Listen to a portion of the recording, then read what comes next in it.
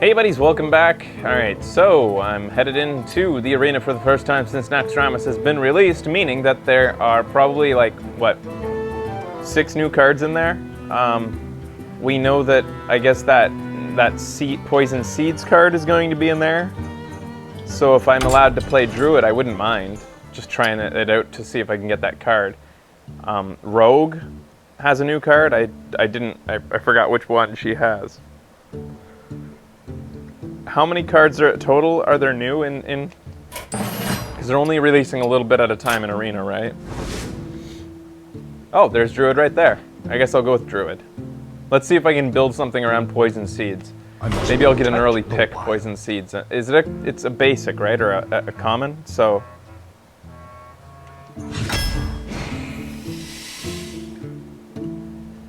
Alright, first pick right off the bat. The best looking one here is Demolisher, especially for a Druid who has lots of taunt in there, keeping the Demolisher alive. Also buffs work nicely on Demolisher sometimes. Demolisher's good in his own right. I don't like giving guys mana advantage. I don't want to destroy or give him mana crystals, especially since Druid is about getting that lead from the opponent anyways. So you don't want to like work against that strategy, so...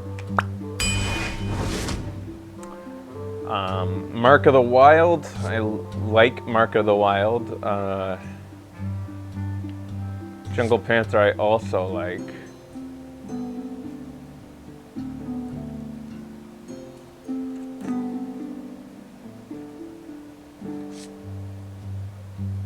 If I'm going to be leaning towards this Poison Seed strategy, then something like Mark of the Wild is only going to serve to do work against me.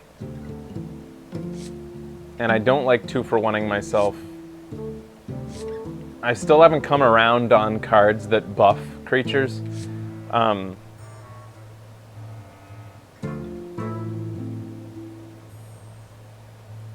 gonna go with Jungle Panther. Safer bet for me.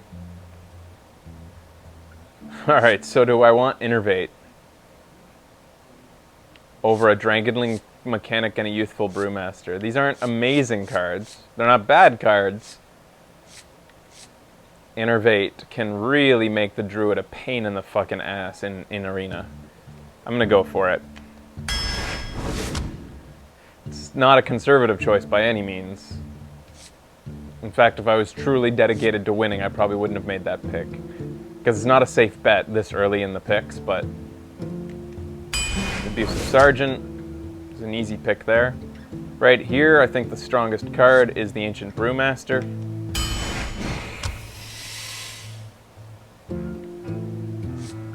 Savagery, I've never understood this card, especially in Arena. I'm sure that it has applications for some cool combo in Constructed, but in Arena, I have never even considered Savagery. I think I'm going for the Ravenhold Assassin.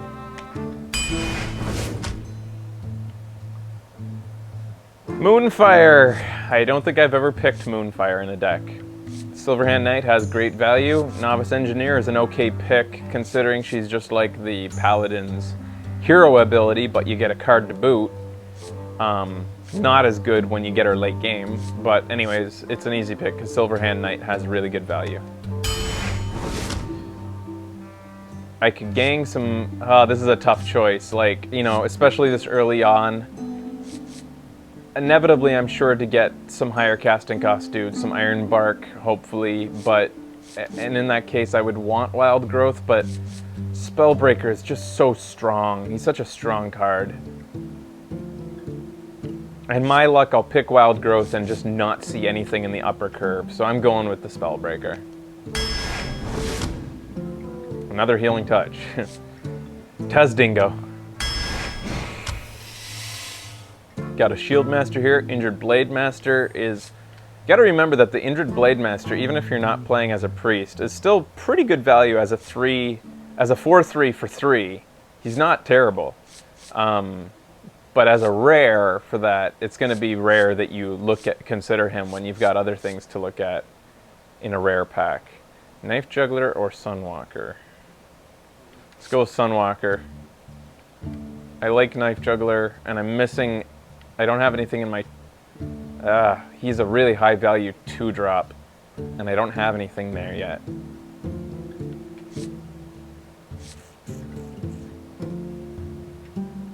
No, I'm going with the Sunwalker.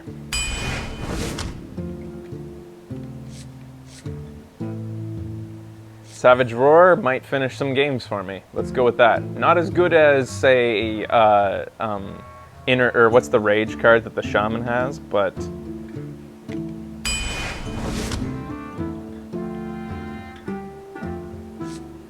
Cult Master could really come in handy. Let's see if I can start filling out that lower curve with some guys to make that Cult Master work. Love Druid of the Claw. He's just so versatile. I love the option that he gives you. All right.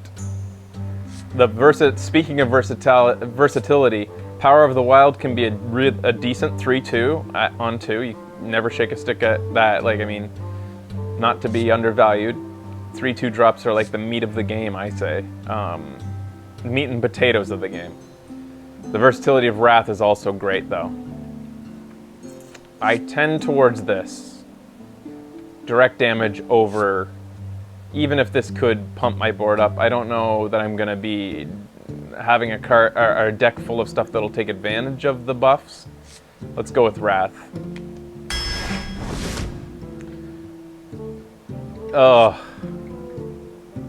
Naturalize is that card that you never want to play, but sometimes you have no choice, and when you do have it and you need it, you appreciate it. So, like, it's a lot easier choice because these two cards aren't great.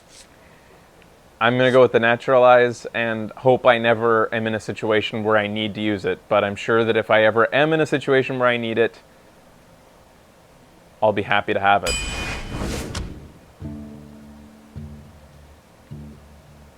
I'm going to go with the Power of the Wild on this one. I find the Ironforge Rifleman to be he's just 1 mana too much is the problem with him. He's just too late in the curve for that 1 damage. He's nice to sometimes remove like a Divine Shield, and you appreciate it when he does, but 3 mana, taking up your 3rd turn drop is just, that makes him more expensive to me because of that. First next Rammus card we're looking at now.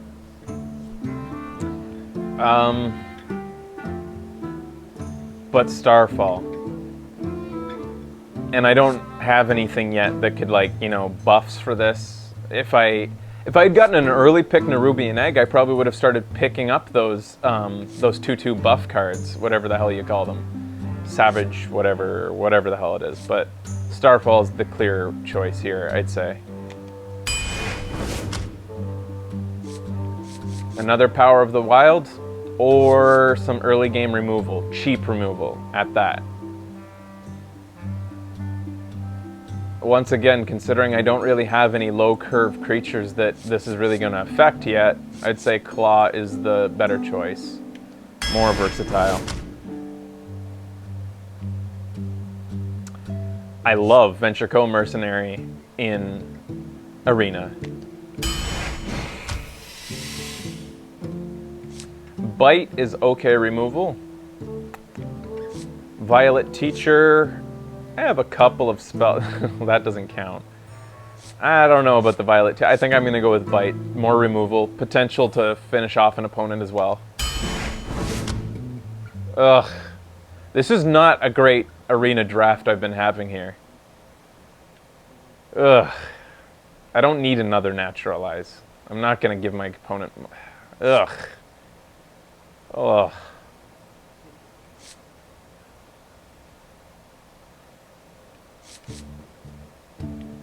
Corehound. Jesus Christ.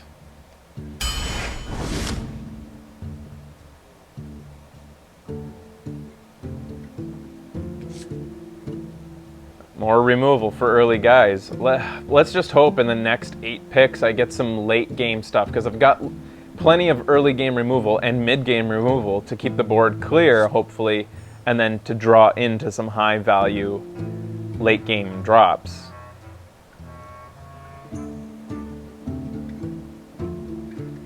Yeah, Mr. Hippie, you can't apply...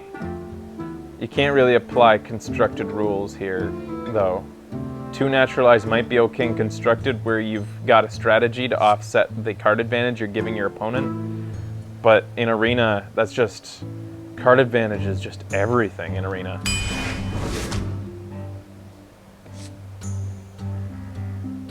Yeah, I'll appreciate the Scarlet Crusader for 3.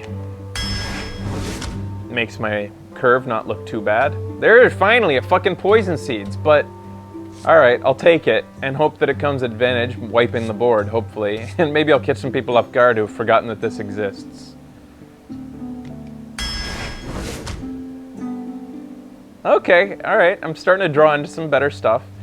Dark Iron Dwarf, probably earlier on in the picks. I might have picked him over Boulder Fist Ogre, but now that I've reached a stage where, like, with my curve looking like this, I'm happy to take the Boulder Fist over the Dwarf.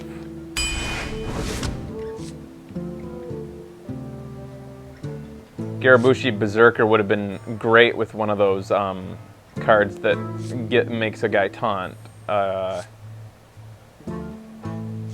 in a Druid deck, just by himself, I see the Silver Moon Guardian as having more value.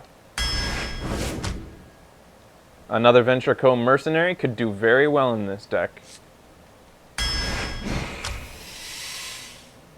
Larmobot. Nope. Even if I had like 3 more guys in the top curve, I probably wouldn't pick Alarmobot right now. I'm going to go with the Bite. And I'm hoping that I have enough direct damage from my hero. You know, it's funny because that Savagery that I saw, that I kind of poo-pooed earlier, is not looking so bad right now with the Bite, the 2 bites that I have and the other cards that I have right now, the Claw, 2 Claws. I'm going with Bite.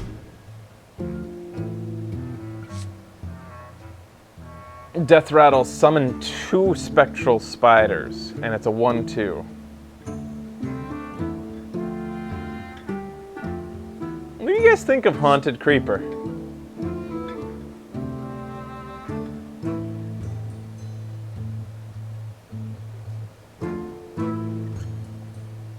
I'm trying to compare the Haunted Creeper to, say,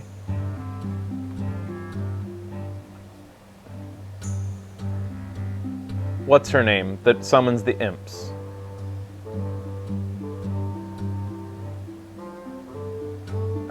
She costs 3, and she's a 1/5 that turns into a 1/4 on the first turn and summons an imp. And then you get a new imp every turn, whereas this guy costs 1 less than her, summons 2 spiders no matter what.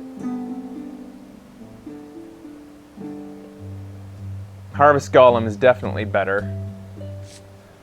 I would usually, like, if this was first pick, I would go with the Stormwind Knight right away. Wolf Rider, I don't really need that much because I've got plenty of removal, and I only see Wolf Rider as removal. That's all I see Wolf Rider as. How many 4-drops do I have? 1, 2, 3, 4, 5, 6, 7, 8. 8. Yeah, I have too many 4-drops. I would usually go for Stormwind Knight right now, but because of my curve, I'm going for the Haunted Creeper, and to hell with it. I guess I'm going to find out whether the Haunted Creeper is any good or not. Okay, so Savagery. It's too bad that you can only do that damage to a minion. But anyways, Savagery with these bites in my hand and these claws, and the fact that it only cost 1 versus a Sun Fury Protector and the Violet Teacher.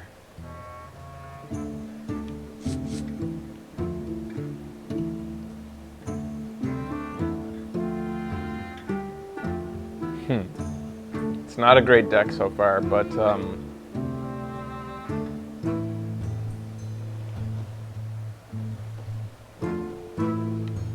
I'm considering playing Savagery for the first time ever in Arena, just because of the 2 bites and the 2 claws. I'm gonna go for it and see what it's like. It's kind of an experiment. Once again, I would usually have gone for that teacher, but with 8 drops in the 4 casting 4 mana slot already, kind of feels awkward to put another one in there. And like I said, yeah, I'm kind of interested to see if Savagery works for me here, because I've never tried it, never used it. Alright guys, I'll be back after this quick break, and then I'll come right back with first arena match. Stay tuned.